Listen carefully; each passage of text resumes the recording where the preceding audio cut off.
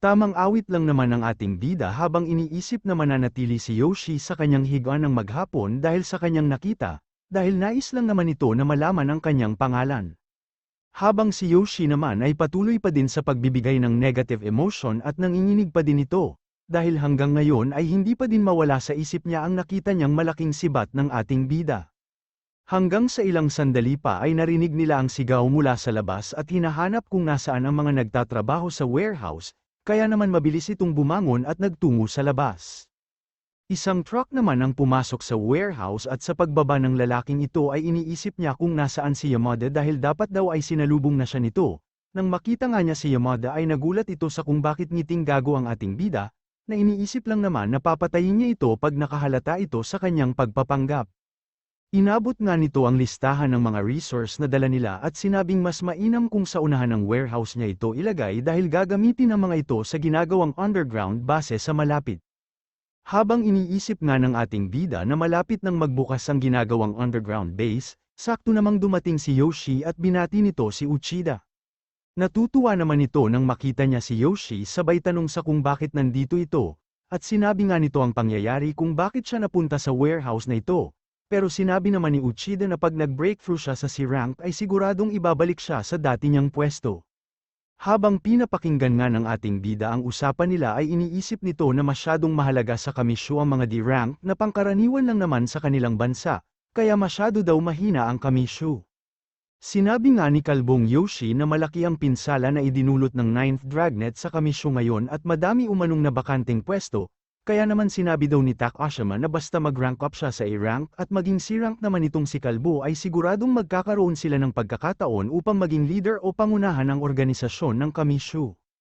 Masyado nga ang tuwa ng mga ito at sinabi pa ni Uchida na pag naging leader ng kamisyo si Takashima ay siguradong magkakaroon ng magandang hinaharap si Yoshi, na sinabi namang hindi pa siya nakakasiguro dahil may pagkakataon din na pwedeng maging A-rank si Matori.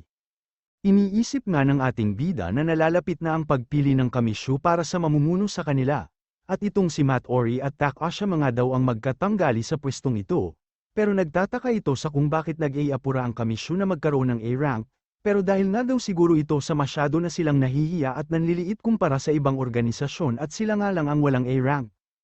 Matapos nga nilang maibaba ang mga resource ay nagpaalam na ang mga ito. Sa pag-alis ng mga ito ay tinanong ng ating bida si Kalbo kung bakit biglaan at gusto na nilang gamitin agad ang underground base.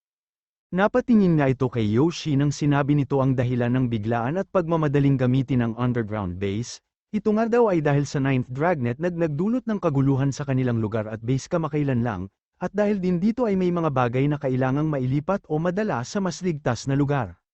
Sinabi din nito na upang matulungang mag-breakthrough sa A-rank si Takashima ay nagsasagawa ng malawak at malakihang experiments ang kamisyo, at kahit na anong mangyari ay hindi nila pwedeng hayaan ang 9th Dragnet na masira ang plano nila. Humawak nga ito sa balikat ng ating bida habang sinasabi na, ang pamilyang Noji ay nawala na ang kapangyarihan sa kamisyo kaya mas mainam kung sa akin ka nasusunod dahil ito ang mas makakabuti sa iyo. Kaya naman nangiti lang ang ating bida at sinabing nauunawaan niya ang ibig sabihin nito. Nagpaalam na nga ito at sinabi sa ating bida na siya na ang bahala sa lahat ng trabaho sa warehouse at mag-training pa siya upang maging ganap na si rank, habang ang ating bida naman ay iniisip na sa tulong ni Yoshi ay mas madali siyang makapasok sa kamisyo, kaya siya na daw ang bahala sa lahat ng trabaho upang mapabilis ang pag-rank up ni Yoshi. Bigla naman niyang nakita ang babaeng ito at sinasabing pinapante siya ni Yoshi sa lugar na ito. At habang nagtataka ang ating bida dahil sinabi nga daw sa kanya na bihira lang ang nagpunta sa warehouse na ito, ay mabilis namang bumalik si Yoshi nang marinig niya ang boses ng babaeng ito at sinabi sa ating bida na apurahin niya ang pagbubukas sa gate upang makapasok na ang babae. Pagpasok nga ng babae ay nagpaalam na muli si Yoshi sabay sinabi pang pag-igihan nito ang kanyang trabaho, kaya naman iniisip ng ating bida kung paano na ang training nito at nakuha pa talagang tumawag ng estudyanteng Walker. Hindi nga daw ito makakatulong sa kanya pag madalas itong mangyari dahil maaari din mabunyag ang pagbabalat kayo niya. Bumababa na din daw ang pasok ng negative points mula sa kamisyo, kaya iniisip niya kung saan niya kukunin ang 3.2 million ng negative points para sa kanyang ikapitong bituin. Makalipas ang 15 minuto ay nagpaalam na ang babae, kaya naman ang inagsagalit si Yoshi nang sabihin ng ating bida na ang bilis niyo naman mag-plok-plok akala ko ba kahit sinong babae ay mahihirapan at hihilatsuran sa'yo. Pero bakit parang wala namang nangyari sa kanya? Samantala pagsapit naman ng gabi ay tamang tingin sa salamin nitong si Yoshi at may nagsabi daw sa kanya na mukhang siyang estudyante o binatilyo, kaya naman tinatanong niya ang ating bida kung totoo ba ito. Sinabi naman ng ating bida na ang taong nagsabi nito ay hindi iniisip na mukha siyang bata kundi dahil mukha siyang hindi sopistikadong tao o rube, kaya naman hindi na lang ito nakakibo at nagbigay ng negative points. Sa paghiga nga ng ating bida ay bakas sa mukha ni Yoshi ang galit, at napapaisip kung bakit napili ni Hiroshi Noji na maging tauhan ng tulad nito dati dahil hindi man lang ito makaintindi o marunong mangbola ng nakakataas sa kanya. Habang nagliliyab na nga ito sa galit ay iniisip ng ating bida na masyadong madaling asarin itong kalbong baboy na ito na may maliit na etits at puro itlog pero sobrang yabang naman. Natutuwa naman ito dahil ang character ni Yamada ay mukhang saktong-sakto o bagay sa kanya dahil parehas silang may malademonyo kagaguhan at prangkahan kung magsalita. Kaya naman mukhang hindi naman daw talaga useless itong si Nieting sa pagkakataong ito.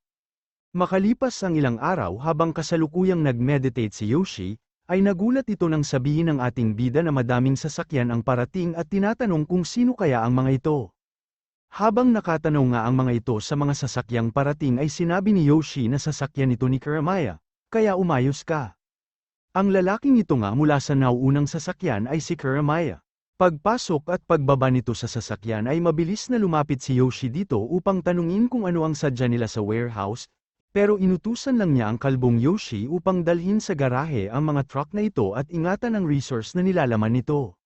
Sinabi naman ni Yoshi na kulang sila sa trabahador ngayon at hindi nila kakayaning ibaba ang lahat ng laman nito. Sabay sindi sa sigarilyo ni Kuramaya na tamang hipak lang naman. Sabay buga ng mga usok sa mukha ni Kalbo at sinabing hindi nito kailangan mag-alala dahil magbibigay sila ng karagdagang 20 tauhan upang makasama nila sa warehouse. Pero saglit lang naman daw ang mga ito dito sa warehouse dahil pagbukas ng underground base sa susunod na linggo ay aalisin din ang mga ito dito. At sinabi nga ni Yoshi na siya na ang bahala sa mga ito. Habang ang ating bida naman ay iniisip na si Kuramaya ay isa sa mga apprentice ni Takashima, at tulad na daw ng inaasahan niya hindi kasing malakas sa itaas si Yoshi tulad ng sinasabi niya dahil isa lang itong sip-sip sa mga may katungkulan sa kamishu. Ilang sandali pa ay napansin niya ang ating bida, at tinanong si Kalbo sa kung sino ito. Dito nga ay sinabi ni Kalbo na siya si Akira Yamada, dating driver at assistant ni Hiroshi Noji at napagkamalang supporters ng conservatives, pero hindi na daw kailangang mag-alala pa ni Kuramaya dahil kaya niya itong pasunurin. Dagdag pa nito ay kaka-rank up lang ng ating bida sa D-rank kaya kung may gagawin itong hindi maganda ay agad-agad niya itong papatayin. Sinabi naman ni Kuramaya na siya na ang bahala sa mga resource na dala-dala nila, at sinabi ding hindi pa nakakalimutan ng kanyang master itong si Yoshi kaya magpapadala siya ng kapalit nito sa warehouse kalaunan upang makabalik na siya sa kanyang pwesto. Pero ilang sandali pa ay kinilig ito nang sabihin ni Kuramaya na mas mainam kung ma-promote siya bilang head ng security sa kanilang base. Masyado nga ang tuwa nito habang iniisip na napapalibutan siya ng mga kababaihan, dahil ang head security umano ng bagong base ay isang malakas at importanteng posisyon. Hindi na nga nito malaman ang kanyang gagawin at pinapasalamatan na agad si Kuriyama sa sinabi nito. Pero biglang nagulat ang mga ito nang marinig ang sumisigaw mula sa truck at minumura si Kuriyama habang tinatanong kung paano nila ito nagawa sa kanila matapos ang suporta na binibigay nila sa kamisyo. Iniisip naman ni Yoshi na ang mga sinasabing resource ay mga cultivator mula sa grupo ng Hawk sa kamisyo. Biglang ang inutusan ni Kuramaya si Yoshi na dalhin na sa garahe ang mga truck na ito. At huwag pababayaan na may mangyari dito dahil kung hindi ay tiyak na mabibigyan na naman siya ng karampatang parusa. At dahil dito ay naligo sa pawis ang kalbo.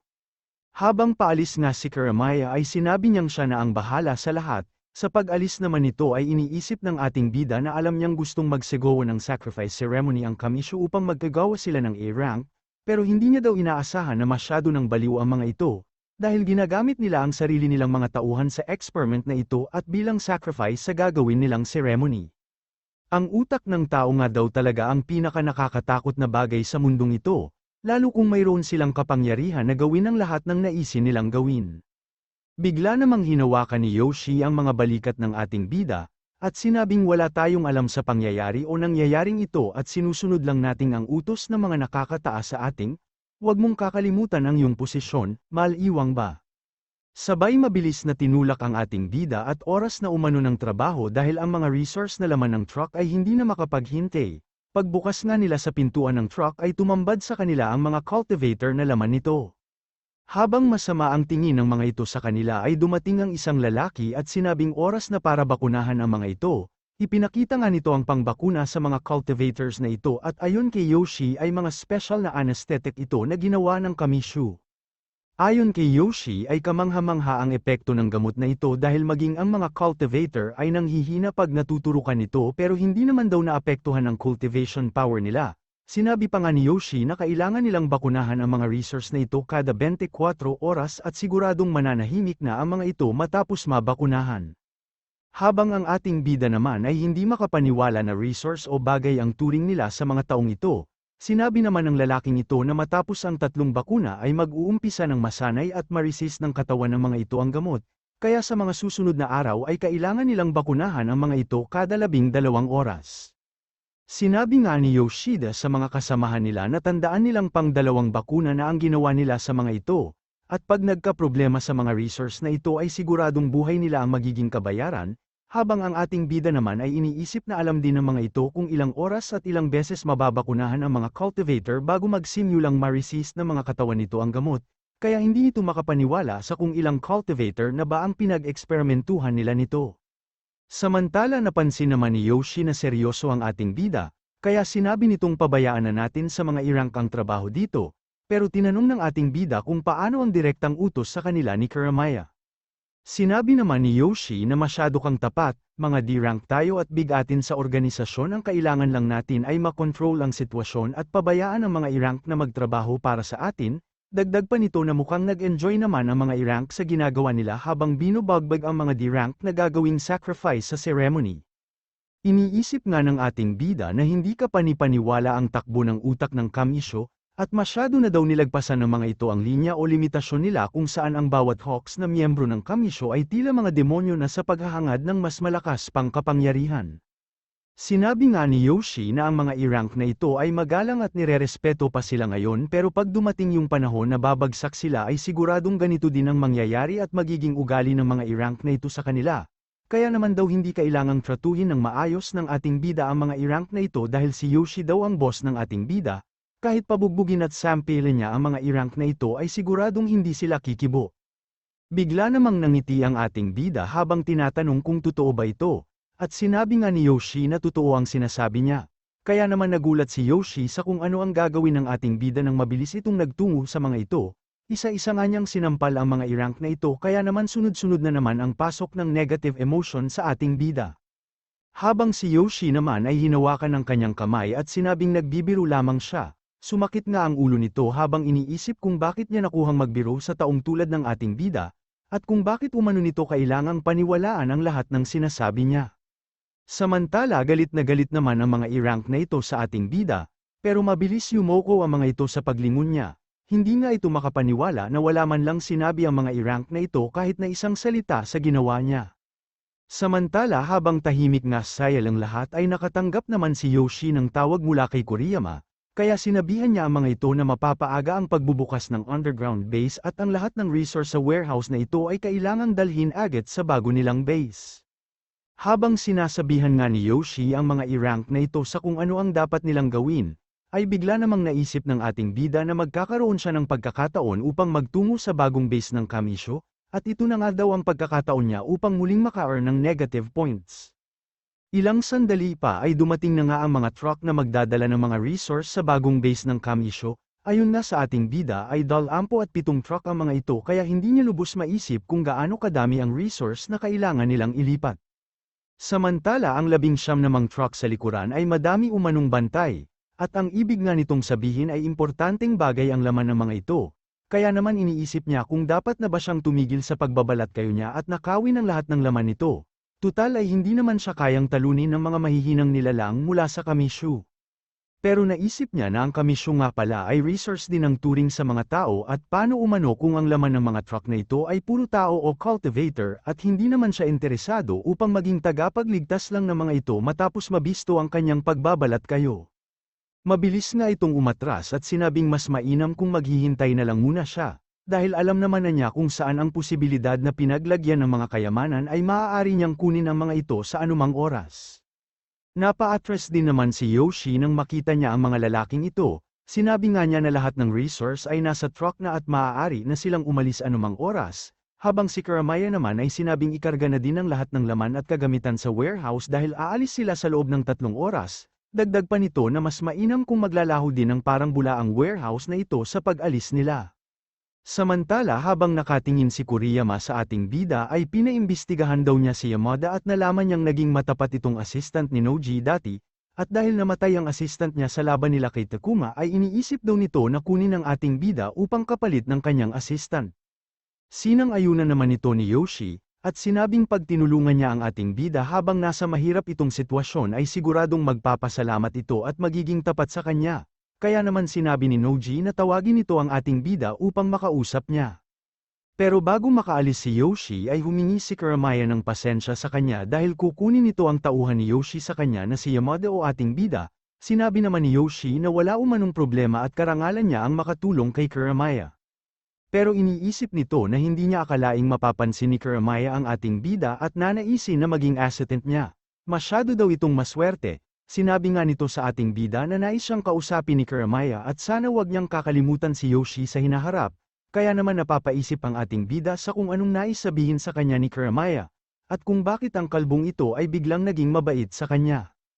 Maangas na nitong nilingonan ng ating bida habang sinasabi na ikaw pala si Yamada. Pero ilang sandali pa ay nagbago ang ekspresyon nito, dahil tila dambuhala sa paningin niya ang ating bida, napapaisip na ito kung bakit ganito ang pakiramdam niya sa harap ni Yamada with negative points syempre. Ilang sandali pa ay tinanong niya kung ano ang special ability nito, hindi nga daw inaasahan ng ating bida ang tanong na ito, pero ang special ability niya ay, ang makapag-isip ng mabilis pero hindi daw siya sigurado kung kabilang ba ito sa tinuturing ni Kuramaya na special ability.